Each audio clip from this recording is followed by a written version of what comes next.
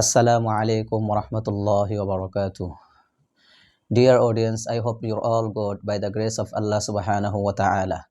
I would like to deliver a special warning for all women, and that is, if a woman does three things without husband's permission, the Prophet Muhammad, peace and blessings be upon him, said she has to go to hellfire, even though they pray salah, fast, siyam, pay zakat, and perform the hajj. So be careful, my married mothers and sisters. Never do these three things without your husband's permission. But if you do that, Allah subhanahu wa ta'ala will destroy your all worship, what you have done with difficulty in your life. So my mothers and sisters, you have to listen to this entire video with full attention if you want to know that which three works that you cannot do without your husband's permission.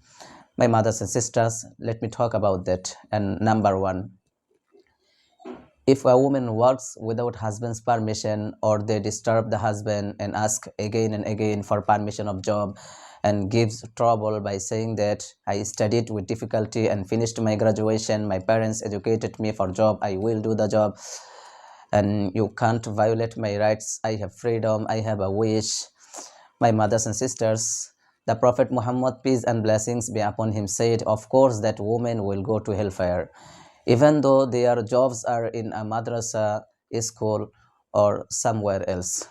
So my married mothers and sisters, don't do the job without your husband's permission, because after you're married, the greatest guardian is your husband, and he took all responsibility for your sustenance. And your husband is doing the job already. If your husband's earning is enough for your family to afford the cost, then why will you destroy your own respectability to do the job for wealth and money in this earth? How long will you live in this world, my mothers and sisters? You should be happy with your husband's happiness, and you must also be sad with your husband's sadness. Don't do anything that your husband doesn't like and doesn't agree to. You have to also dislike what your husband dislikes, and you have to also like what your husband likes, if it is halal. So if your husband gives you permission to do the job with maintain hijab, then you must work in a workplace where the hijab is maintained, and no problem with that.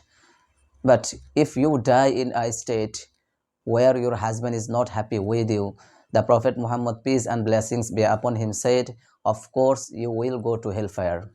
So my mothers and sisters, now let's find out the second things that if a woman does without husband's permission, the Prophet Muhammad, peace and blessings be upon him, said, indeed that woman will go to hellfire, and that is wasting husband's wealth.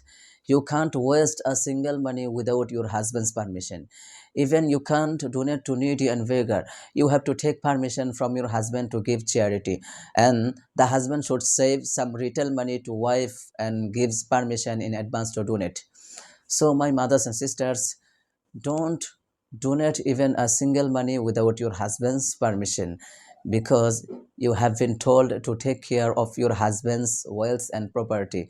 But nowadays many women go to market to shop without husband's permission, which is not sufficient and prohibited in Islam. And it's very easy to go to heaven for a woman without any reckoning, but we'll discuss about that in another video. Now let's find out the third work that will send a woman to hellfire if she does it, and that is nafal siyam, which is prohibited in Islam without husband's permission.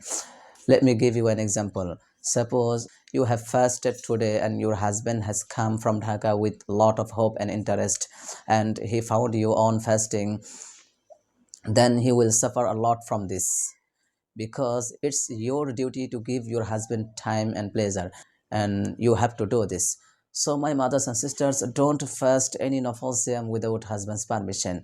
Never make these three mistakes. But yes, if you ask your husband's permission, saying that you live in Dhaka, if you give me permission, sometimes I will fast nafal siyam. My mothers and sisters, if your husband says it's okay, fasting is allowed from me, then you can fast, no problem with that. Or if your husband lives abroad, you can fast without permission. Besides, you can't fast without permission, because if your husband stay with you Fulfilling your husband's rights is important more than nafal fasting. My mothers and sisters, these were the three things that a woman would go to hellfire for doing this without husband's permission. So, my brothers and sisters, if you like Islamic videos, then please subscribe to my channel. Leave your comments in the comment box below, like and share the videos, and remember me in your du'as. That's all for today. May Allah subhanahu wa ta'ala guide us all. Ameen.